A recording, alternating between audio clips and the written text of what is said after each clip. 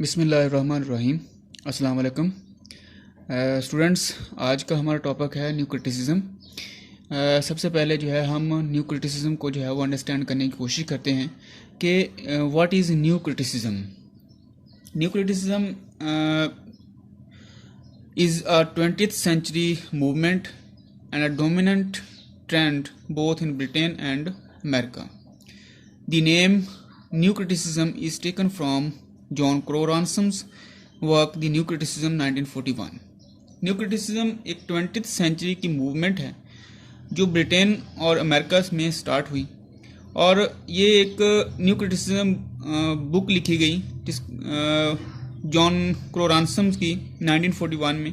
उसके बुक का जो टाइटल है उसके नाम से जो है ये न्यू क्रिटिसिज्म के वर्ड को या इस न्यू क्रिटिसिज्म को ड्राइव किया गया। अब यहाँ पे सबसे पहले हमने ये देखना है कि न्यू क्रिटिसिज्म है क्या।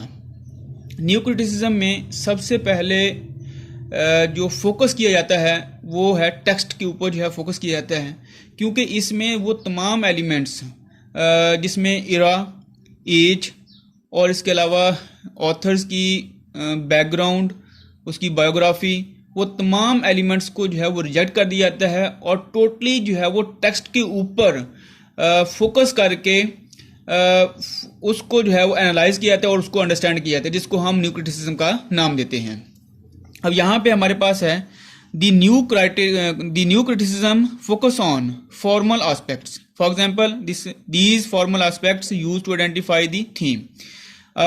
फॉर एग्जाम्पल हमारे पास कोई भी पोइट्री है, अगर हमने पोइट्री को अंडरस्टैंड करना है, किसी भी पोएम को अंडरस्टैंड करना है, तो उसमें न्यू क्रिटिसिज्म के थ्रू जो है हम सबसे पहले उसकी राइम स्कीम को जो है वो देखेंगे कि उसमें A B rhyme scheme use की गई है, बी सी यूज़ की गई है, डी डी यूज़ की गई है, या वो कपलेट की फॉर्म में है, या जिस फॉर्म में भी है, सबसे पहले जो है उसकी राइम स्कीम को कवर देखा जाएगा कि कौन उसमें राइम स्कीम कौन सी यूज़ की गई है।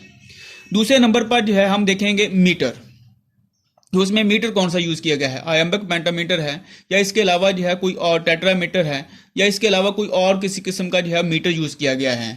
तीसरे नंबर पर जो है वो सिंबल्स, और हम जो है वो सबसे पहले जो है इसमें सिंबल्स को जो है वो अंडरस्टैंड करेंगे, उसमें जो है वो सिंबल्स कौन से यूज़ किए गए हैं। फॉर एग्जांपल सिंबल हमारे पास रेन है, इसका सिंबल जो है वो होप भी हो सकता है, प्रॉस्पेरिटी भी हो सकता है। इसका जो नेगेटिव सिंबल है, मीनिंग है, वो बैड लक भी हो सकता है, या इसके अलावा रुइन भी हो सकता है, डेथ भी हो सकता है, डिके भी हो सकता है। Next also setting plot characters. अब इस फॉर्मल एस्पेक्ट्स के थ्रू अगर शॉर्ट स्टोरी है या इसके अलावा नॉवल है, ड्रामा है, उसके जो है हम प्लॉट की सेटिंग को जो है वो अंडरस्टैंड कर सकते हैं और इसके अलावा जो है वो कैरेक्टर्स को अंडरस्टैंड कर सकते हैं।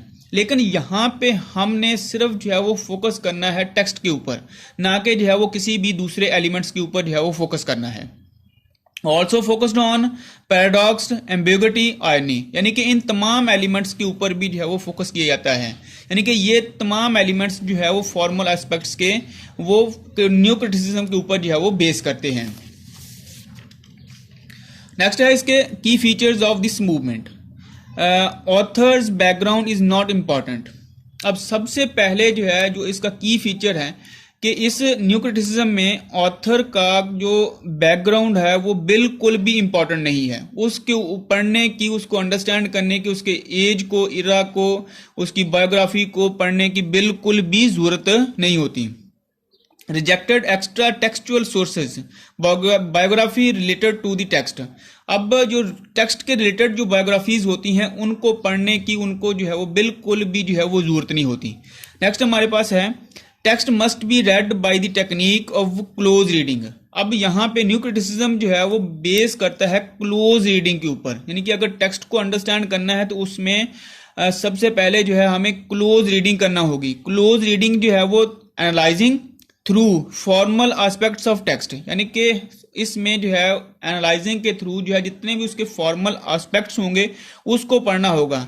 जिसमें हमारे पास आते हैं इमेजेस, हम उसके जो है इमेजेस को जो है वो देख सकते हैं, वर्ड्स के सिंपल वर्ड्स यूज़ किए हैं या इसके अलावा उसने जो है वो कोई कॉम्प्लिकेटेड वर्ड्स यूज़ किए हैं। नेक्स्ट हमारे पास है सिंबल्स, इसके अलावा figures of speech. Figures of speech में जैसे हमारे पास है आयनी, मेटाफर, सिमिली, कंसीट्स वगैरह, इनको हम जो है वो अंडरस्टैंड कर सकते हैं। यानी कि टेक्स्ट के विद इन अ टेक्स्ट हमें जो है वो इन तमाम एलिमेंट्स को जो है वो अंडरस्टैंड करना होगा, ना कि जो है हमें किसी किस्म की जो है बायोग्राफीज को या इसके अलावा कॉन्टेक्सचुअल जितने भी इराज को या उसके जितने भी एलिमेंट्स को जो है वो पढ़ना होगा। टेक्स्ट इज एन ऑटोटैलिक आर्टिफैक्ट, यानी कि ऑटोटैलिक आर्टिफैक्ट का मतलब ये होता है text is complete with in itself, यानी कि जो टेक्स्ट है उसको बजाते खुद, यानी कि अगर वो टेक्स्ट कंप्लीट है उस टेक्स्ट को टेक्स्ट में ही कंप्लीट करना है, यानी कि उस टेक्स्ट को टेक्स्ट में कंप्लीट करते हुए उसमें से मीनिंग को, उसके तमाम एस्पेक्ट्स को हमने जो है वो ड्राइव करना है, जिसको हम ऑटोटैलिक आर्टिफैक्ट का नाम देते हैं। नेक्स्ट है हमारे पास structure and meaning is connected. अब स्ट्रक्चर क्या है? स्ट्रक्चर जो है वो टू टाइप्स का हो सकता है, surface structure and deeper structure. Surface structure जो है इसका जो ज़ाहरी मीनिंग होता है या सरफेस मीनिंग होता है उसको हम सरफेस स्ट्रक्चर कहते हैं। इसके अलावा जो डीपर स्ट्रक्चर है इसका जो लिटरल मीनिंग है या इसके अलावा जो हिडन मीनिंग होता है उसको हम डीपर स्ट्रक्चर कहते हैं। यानी कि स्ट्रक्चर और मीनिंग जो है इसके साथ जो है वो कनेक्टेड होते हैं, यानी कि न्यू क्रिटिसिज्म में। नेक्स्ट हमारे पास है, यानी कि जो न्यू क्रिटिक्स हैं वो रिजेक्टेड करते हैं टू एलिमेंट्स को, अफेक्टिव फैलेसी और इंटेंशनल फैलेसी को। अफेक्टिव फैलेसी ये हमारे पास क्या है? Evaluating a work by it's emotional effect, यानी कि अगर आपने जो है वो अफेक्टिव फैलेसी को जो है वो रिजेक्ट किया गया है, इसमें क्या होता था कि किसी भी वर्क को जो है, किसी भी काम को या किसी भी आर्ट को जो है अगर हमने अंडरस्टैंड करना है तो हमें जो है वो बाज़ का जो है उसका इमोशनल इफेक्ट के ऊपर जो है या इमोशनल एलिमेंट्स को जो है वो अंडरस्टैंड करना पड़ता था, जिसकी बना पर जो है हम उसको जो है वो अफेक्टिव फैलेसी का नाम देते हैं। नेक्स्ट हमारे पास है intentional fallacy, evaluating a work by understanding authors intention intended meaning. अब बाज़ का जो है वो इंटेंशनल फैलेसी के थ्रू, यानी कि जिस वक्त जो है आमतौर पर जो है वो क्रिटिसिज्म होता है उसमें इंटेंशनल फैलेसी भी यूज होती है, जिसमें किसी भी ऑथर के वर्क को जो है इंटेंडेड मीनिंग के थ्रू जो है वो अंडरस्टैंड किया जाता है। इसको भी जो है वो जो न्यू क्रिटिक्स हैं जो है वो रिजेक्ट करते हैं। नेक्स्ट हमारे पास है क्रिटिसिज्म अगेंस्ट न्यू क्रिटिसिज्म। अब न्यू क्रिटिसिज्म जो थ्योरी जो है वो प्रेजेंट की गई थी 1941 में, और इसके अलावा जो है वो 1941 टू 1960 यानी कि 20 इयर्स का जो इरा है, इसमें जो है न्यू क्रिटिसिज्म को जो है वो बहुत ज़्यादा पजीराई मिली थी। इसमें जो है वो क्रिटिसिज्म इसके ऊपर भी जो है वो क्रिटिसिज्म जो है वो किया गया है। इसमें जो है वो यहाँ पे ये बयान करने की कोशिश करता है, new criticism rejected historical context. अब इसके ऊपर जो है वो क्रिटिसिज्म है न्यू क्रिटिसिज्म के ऊपर। देखें हिस्टोरिकल कॉन्टेक्स्ट, क्योंकि यहाँ पे हिस्टोरिकली जो है वो कुछ रीडर्स ऐसे होते हैं जो text with in a text जो है वो अंडरस्टैंड नहीं कर सकते, जिसकी वजह से उनको जो है हिस्टोरिकल कॉन्टेक्स्ट को जो है वो अंडरस्टैंड करना पड़ता है, तब भी जाके जो है वो किसी भी टेक्स्ट के नतीजे पर जो है वो पहुंच सकते हैं। लेकिन इसको जो है वो रिजेक्ट करते हैं। इसके ऊपर जो है ये क्रिटिसिज्म है। नेक्स्ट है rejected effect of literature on readers. इसमें जो रीडर्स के ऊपर लिटरेचर का इफेक्ट होता है उसको रिजेक्ट किया गया है, यानी कि न्यू क्रिटिसिज्म में। इसके ऊपर जो है वो क्रिटिसिज्म है रिजेक्टेड सोशल कॉन्टेक्स्ट। अब यहाँ लिटरेचर जो है वो literature is the reflection of society, literature is the reflection of society. अब जिस वक्त तक आप सोसाइटी को जो है वो अंडरस्टैंड नहीं करेंगे उस वक्त तक आप उसके जितने भी एलिमेंट्स हैं जो सोशल कॉन्टेक्स्ट है उसको अंडरस्टैंड नहीं कर सकते। Rejected biography of the author, जब तक जो है वो ऑथर के जो है वो बायोग्राफीज को जो है वो अंडरस्टैंड नहीं किया जाएगा उस वक्त तक जो है आप किसी भी टेक्स्ट के नतीजे पर जो है वो नहीं पहुंच सकते।